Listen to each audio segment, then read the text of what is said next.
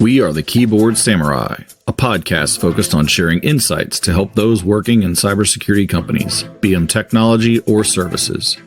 Each session, your host, Will Klusovsky, aka Will Clue, sits down with professionals in our industry to illuminate topics that will help your security biz, team, or self be better. Let's hack into it now. Hey, everybody, welcome back. Another exciting episode.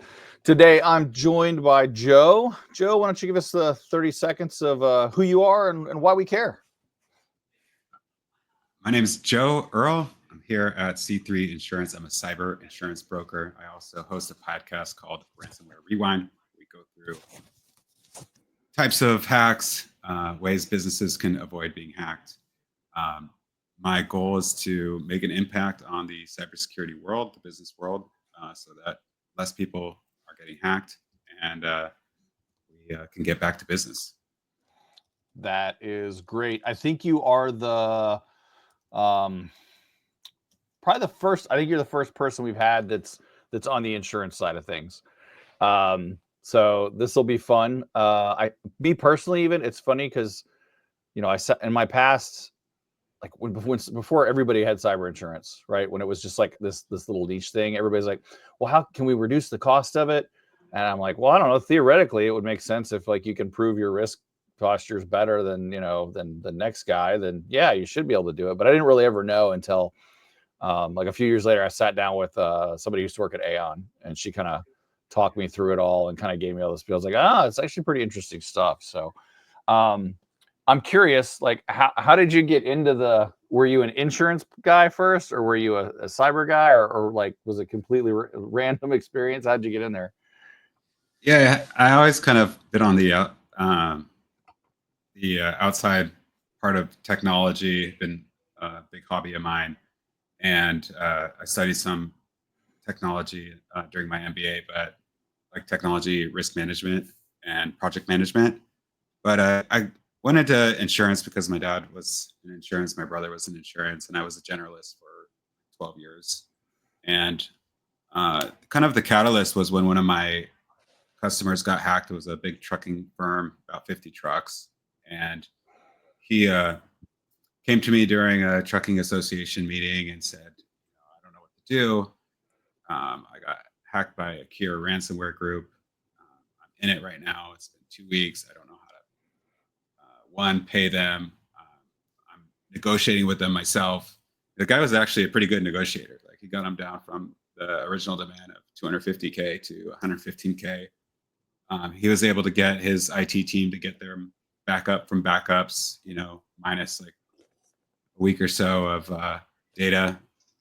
And the problem is that the data that the hacker had was like text information on his family, his dad, his mom, and he didn't want that stuff getting out there. So he still wanted to pay the ransom. Unfortunately, paying the ransom for, the average Joe, truck owner, truck driver, and transportation, owner is not that easy because like not everybody has Bitcoin. Yeah. And in order to get the Bitcoin, you have to open a Coinbase account, which he did. Then you have to put money in there, right? Which he did. And then you have to send the money.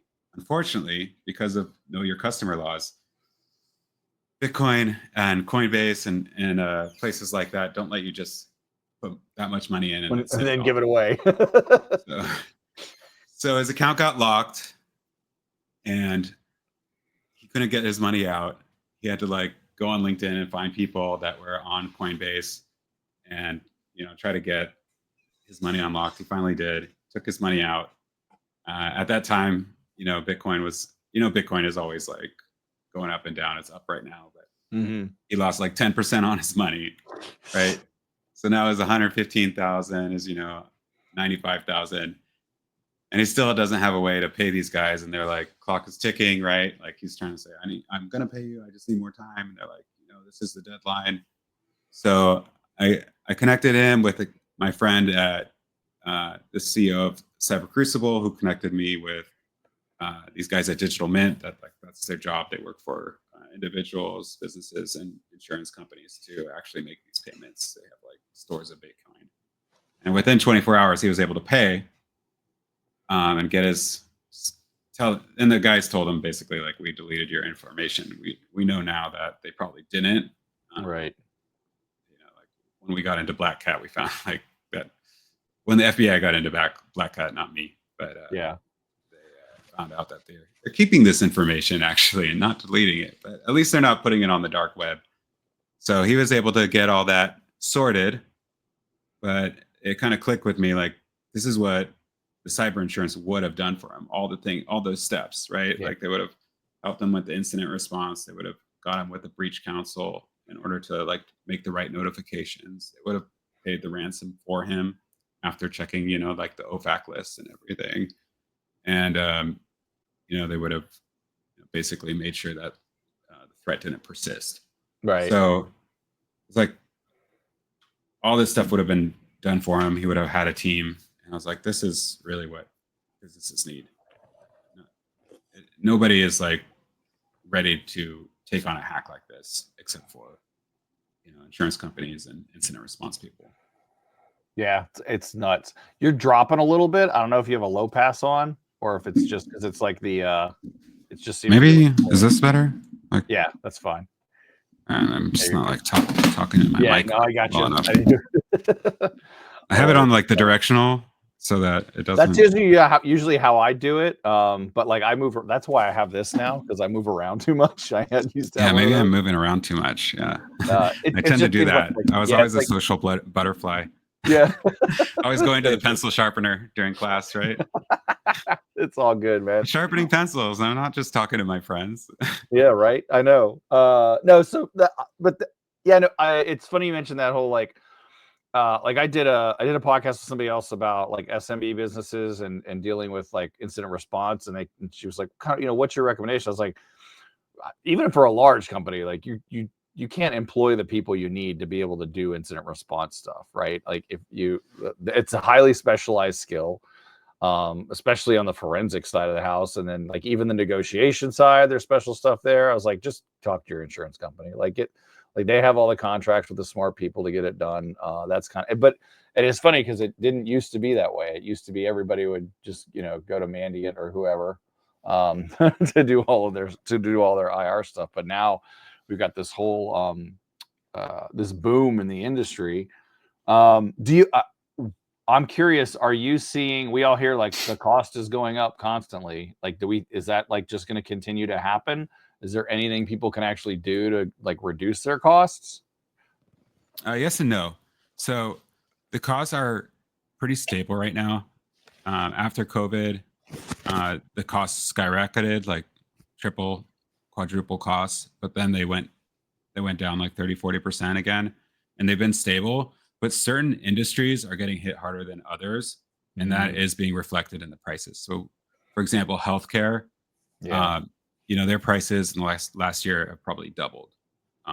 So when healthcare companies are getting their renewals, they're seeing large increases. In order to keep those down, going to the other part of your question is you need to have those controls in place.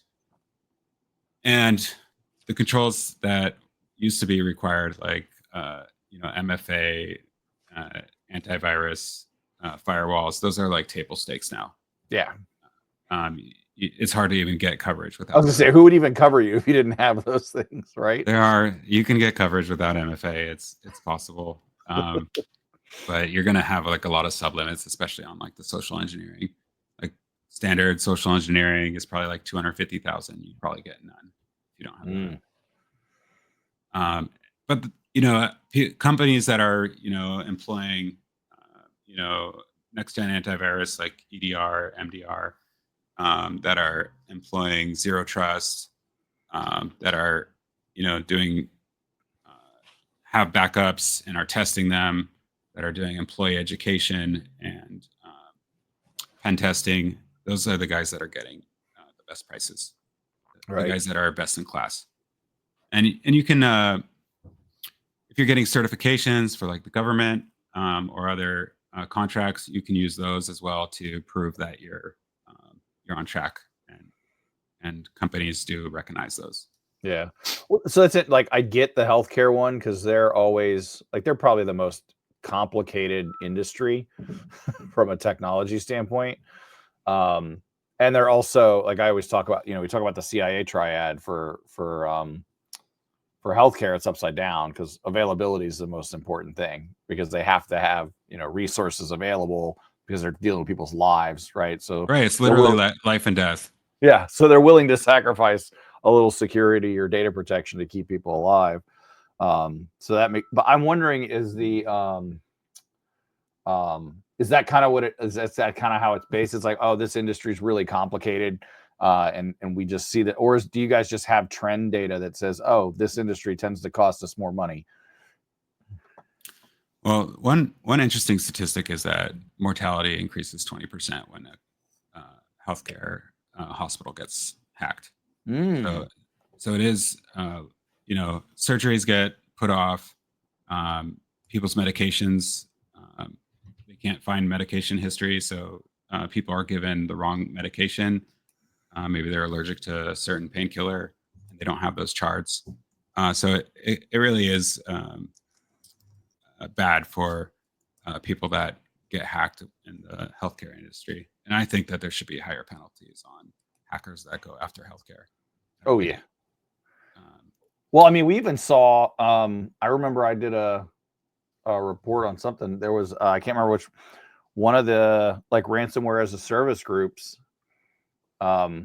Some organization used or not as a service, some ransomware group sold their, somebody, used their tool on a healthcare organization, which was kind of against their own policy. They're like, you're not allowed to do that. And literally, it was like, gave them the keys. They're like, no, you don't get to do that. And then like blacklisted them. So it's like the honor among thieves thing. Even the criminals are like, yeah, don't screw with the hospitals. Yeah, there must be some like personal relationship with one of the hacker people that or something like that, because that's not very common. I think like after the FBI went after Black Hat, I feel like the gloves came off and they started attacking healthcare a lot more. Another industry that I feel we're going to see a lot of increases in is AI. I think insurance companies jumped in with both feet. They're like, we want to be the carrier that does all these new AI companies, and they're finding that there's a lot of unknown risks in AI that they don't want to be part of. And they're kind of stepping back a little bit by either increasing prices or non-renewing. And when companies kind of non-renew and there's less companies doing AI in the marketplace, the prices tend to go up because there's less choices. Right. Yeah. And also, I mean, a lot of the organizations are startups. I mean, we have, all the big companies that are building their AI, that's fine. But all of these other companies are like, oh, we can use AI, or we're building an AI product or solution. And as you and I both know, in the startup world, so even if you're building an AI security product, your security internally is still limited to the least amount of money you can possibly spend. Right. And then there's traditional companies that are creating AI products for their customers. And now instead of being a service business, they're a technology business, and they don't have coverage for their company. That's an interesting aspect. I'm like, so yeah, I mean, I guess, yeah, you guys would have like software companies as well as, regular old, like you said, trucking companies and things like that. Do you see those in tech and software and SaaS and all that? Is it more expensive, less expensive? What are you typically seeing? I would say that the prices are pretty stable right now, Mm-hmm. as long as you have the right controls in place. You said you're involved with MSPs and MSSPs. I feel like there's a lot of pitfalls there, and service level agreements. And I think people don't understand the risk that they're taking on, because not only do they have the guarantees that they're implying to their customers, but they have all these professional requirements in order to like offer things. You need to like document every type of control that you've like offered to them and they've declined, right? So there's like a lot of, it's just like the insurance industry. Like we have to say, like we at least told them about cyber, or we at least told them about employee practices, so that if they have a client claim, you're not going to be like, oh, my broker never told me about that, so it's on him. That's interesting. So, as an MSSP, you're saying that to protect the CYA for MSSPs is to be like, well, we told this organization that they should have MFA on, and they said they don't want it, and we told them they should segment these networks, and they decided not to do that. We've advised them that their security could be improved. Is that so that they can't be held accountable for a breach, so to speak? Yeah, they should have a checklist and a sign off from that company saying that we don't want this. We've been offered this and we don't want it. And I mean, you could use it as a sales tool even, but it also is a huge CYA. That's neat. I hadn't seen that before. And I've worked with MSPs of kind of all sizes, SMB, mid-market, and enterprise. I had not seen that before. I've only seen a couple instances too where there was a breach and then the organization was like, oh, our MSSP screwed up, right? Because it's most of the time, I think it's not the MSSP's fault that usually causes it. But I don't know, like, have you seen the opposite or the same? Well, I think that in the marketplace, businesses don't understand the difference between an MSP and an MSSP. Sure. An MSP is really to keep your network up, and MSSP is the security part of it. But they think that's the same thing, and the MSP may even be offering some security products in order to increase sales or things like that. But now they're kind of in this different ocean of like security, right? Yeah. So now they're acting like an MSSP, even though they're MSP, and the customer doesn't know the difference. And then the customer gets hacked, and they're like, well, "Why didn't you tell us about that?"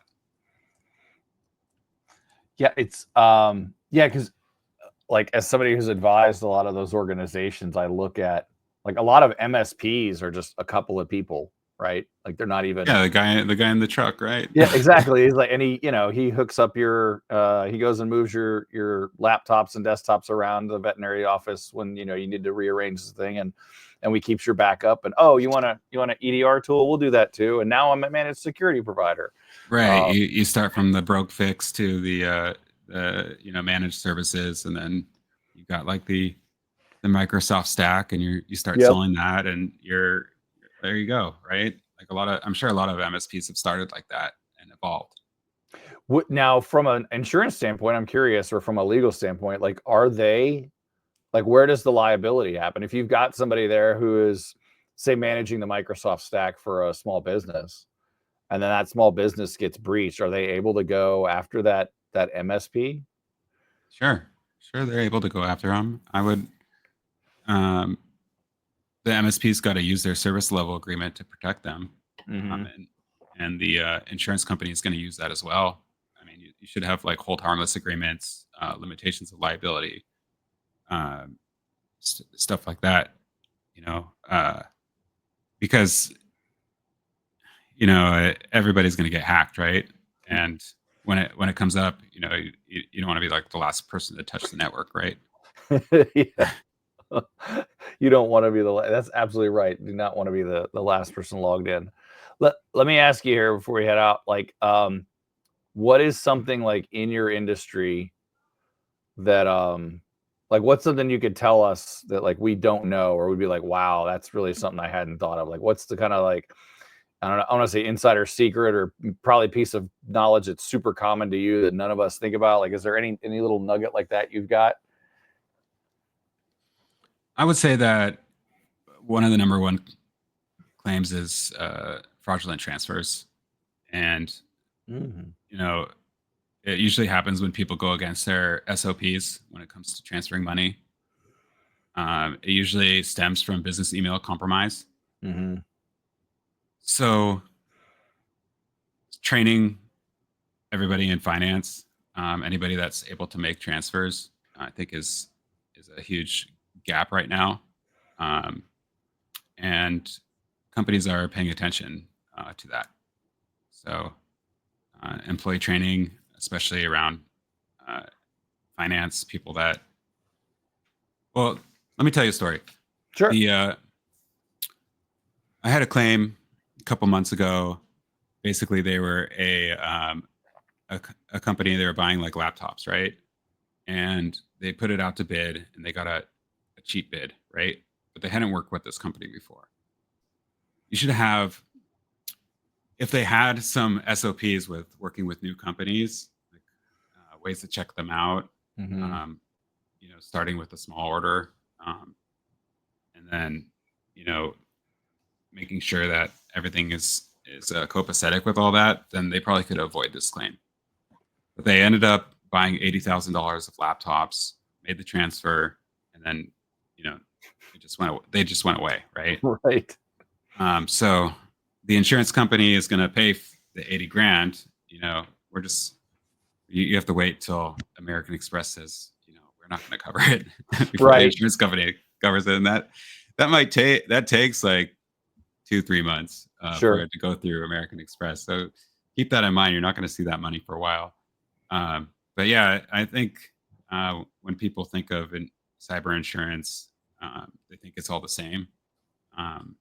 So that's like another myth, is that all cyber insurance is the same, but there's no standard contract with cyber insurance. So every single company has a slightly different contract, and you need an expert to discern between one or the other to fit your customers' needs.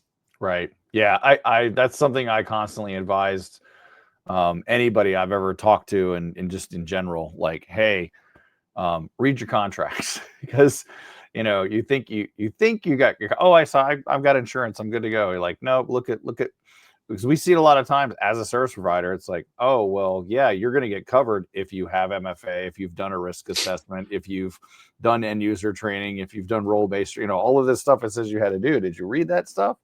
It's the same with MSPs, right? Or MSSPs. Like, they're looking at this top level spec sheet, right? It's like, oh yeah, we got a SOC, we got a 24-hour, blah blah blah blah blah. But then you read into it, it's like, well, what about on the weekends, or like, what about what's like your time to respond, right? Like, what are you guaranteeing? While everybody is like, looks the same up here and the price looks much better, when you look under the hood, you're going to see like, well, this company is not going to do like half the things this other company is going to do for us. And it's the same with insurance. Got to do apples to apples, not apples to oranges. 100%. I tell everybody that. Well, this has been great, Joe. Where can everybody find you on the interwebs if they want to? LinkedIn. I'm constantly sharing videos about cybersecurity and cyber insurance. Just under Joe Erle. I'm on TikTok, Instagram, and Facebook. It's Cyber Joe. And come check out my podcast too, Ransomware Rewind. It's on YouTube, Spotify, and Apple. And love to have you take a listen and try us out. Yeah, that'd be awesome, man. Sounds good. Well, thanks for your time, dude. I really appreciate it. Awesome. Thank you so much. See ya. Thanks for enjoying Keyboard Samurai Podcasts. If you'd like to engage, find Will on LinkedIn at /WillClue or visit at willclue.me. That's WILKLU.me for more info. Disconnecting now. Synac you later.